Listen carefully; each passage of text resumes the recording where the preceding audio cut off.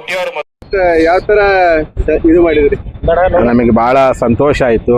ಕಾರಣ ಸಮಾಜದ ಜನ ಮೀಸಲಾತಿ ಹೋರಾಟಕ್ಕಾಗಿ ಬಹಳ ದುಡಿದಿದ್ರು.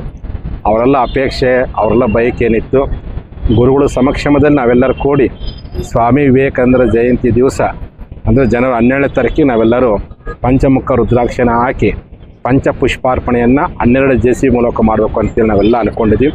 ಹಾಗಾಗಿ ಈ ಜಿಲ್ಲೆಯ, ಈ ನಾಡಿನ ಎಲ್ಲ ಪಂಚಮಸಾಲಿ ಮೀಸಲಾತಿ ಹೋರಾಟಗಾರರು ಇವತ್ತು ಚೆನ್ನಮ್ಮನಿಗೆ ಪಂಚಮುಖ ರುದ್ರಾಕ್ಷಿಯನ್ನು ಪಂಚಪುಷ್ಪಾರ್ಪಣೆಯನ್ನು ಮಾಡೋದ್ರ ಮೂಲಕವಾಗಿ ನಮ್ಮ ನಿಷ್ಠೆಯನ್ನು ತೋರಿಸ್ತೇವೆ.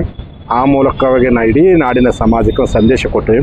ನಾವು ಯಾವತ್ತೂ ಸಮಾಜದ ಪರವಾಗಿ ಇರ್ತೀವಿ ಅನ್ನೋದನ್ನು ನಮ್ಮ ಈ ಭಾಗದ ಅನೇಕ ಯುವಕರು, ನಂದುಗಡಿಗೆಯವರಂಥವ್ರು ಅನೇಕ ಯುವಕರು ಕೂಡಿ ಅರ್ಥಪೂರ್ಣ ಕೇವಲ 24 ಗಂಟೆಯಲ್ಲಿ ಈ ಕಾರ್ಯಕ್ರಮ ಮಾಡಿ ಸಮುದಾಯಕ್ಕೆ ಮತ್ತೊಮ್ಮೆ ಶಕ್ತಿ ಕೊಡುತ್ತಾಯಿ, ಮೀಸಲಾತಿಯನ್ನು ಪಡೆಯುವಂಥ ಶಕ್ತಿ ಕೊಡುತ್ತಾಯಿ ಅಂತೇಳಿ ಆ ಚೆನ್ನಮ್ಮನ ನಾವೆಲ್ಲ ಪ್ರಾರ್ಥನೆ ಮಾಡಿದ್ವಿ.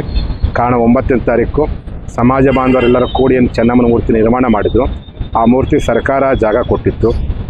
ಈ ಒಂದು KSRTCಗೆ ಚೆನ್ನಮ್ಮನ ಹೆಸರನ್ನು ಇಟ್ಟಿದ್ರು.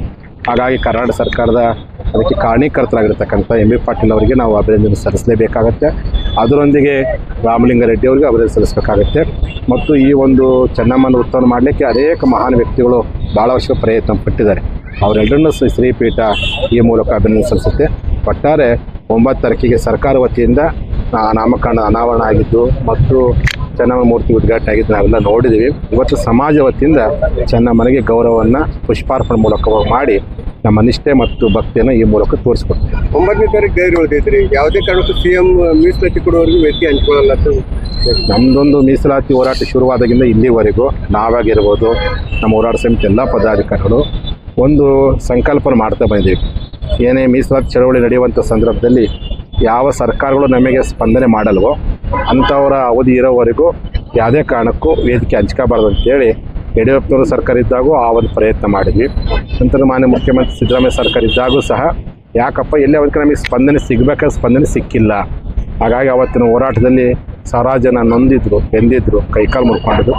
ಆ ನೊಂದವರ ಕಣ್ಣೀರನ್ನು ಒರೆಸ್ಬೇಕನ್ನೋ ಉದ್ದೇಶಕ್ಕೋಸ್ಕರವಾಗಿ ಆ ಒಂದು ಸಂಕಲ್ಪವನ್ನು ನಾವೆಲ್ಲರೂ ಮಾಡಿದ್ವಿ. ಆ ಪ್ರಕಾರವಾಗಿ ಯಾರೇ ಮುಖ್ಯಮಂತ್ರಿ ಮೀಸಲಾತಿ ಹೋರಾಟಕ್ಕೆ ಯಾರು ಸಹಕಾರ ಕೊಡ್ತಾರೋ ಅವ್ರ ಜೊತೆಗೆ ಬೆರೆಯೋಣ, ಯಾರು ಅಸಹಕಾರ ಕೊಡ್ತಾರೋ ಅವ್ರ ಅವಧಿ ಇರೋವರೆಗೂ ವೇದಿಕೆ ಹಂಚ್ಕೋಬಾರ್ದು ಅಂತ ನಾವು ತೀರ್ಮಾನ ಮಾಡಿದ್ವಿ. ಆ ಪ್ರಕಾರವಾಗಿ ಅವತ್ತು ಗೈರಾಜರಾಗಿದ್ದು ಅದೇ ಕಾರ್ಯಕ್ರಮ ಯಶಸ್ವಿ ಆಗಲಂತ ನಾವೆಲ್ಲ ಪ್ರಾರ್ಥನೆ ಮಾಡಿ ಆ ಪ್ರಕಾರ ಯಶಸ್ವಿಗೊಂಡಿತ್ತು. ಇವತ್ತು ಸಮಾಜ ವತಿಯಿಂದ ನಾವು ಗೌರವ ಅರ್ಪಣೆ ಮಾಡಿದ್ವಿ.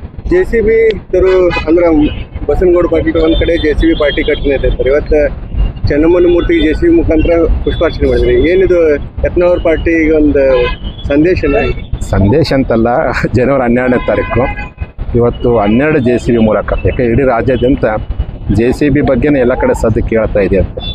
JCB ಅನ್ನುವಂಥದ್ದು ಅಭಿವೃದ್ಧಿ ಸಂಕೇತ ಹೌದು.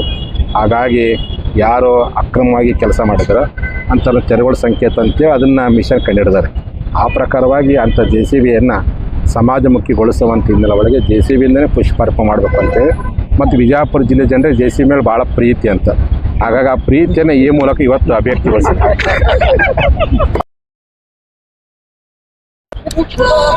ಇವತ್ತು ನೋಡ್ರಿ, ಈಗ ಅದು ಅವರು ಇದಕ್ಕೆ ಚೆನ್ನಮ್ಮನ ಮೂರ್ತಿ ಪ್ರತಿಯೊಬ್ಬರು ನಮ್ಮದೇ ಅಂತ ಕೈಲಿ ಹಾಕಿ ಎಲ್ಲರೂ ಪ್ರತಿಯೊಬ್ಬರು ಸಹಾಯ ಮಾಡಿದಕ್ಕಂತ ಈ ಮೂರ್ತಿಗೆ ಎಲ್ಲರೂ ಸಹಾಯ ಮಾಡ್ಯಾರ. ಹೀಗಾಗಿ ಆ ಜಾಗ ಮಾತ್ರ ಇಲ್ಲಿ ಸ್ಥಳ ಮಾತ್ರ ಸರ್ಕಾರದ ಸ್ಥಳದಲ್ಲಿ ಮಾಡ್ತಕ್ಕಂಥ ಸಂದರ್ಭದಲ್ಲಿ ಅವರು ಸರ್ಕಾರದ ಮುಖ್ಯಮಂತ್ರಿ, ಸರ್ಕಾರದ ಪ್ರೋಟೋಕಾಲ್ ಪ್ರಕಾರ ಅವರು ಮುಖ್ಯಮಂತ್ರಿ ಅನಾವರಣೆ ಮಾಡ್ಯಾರ.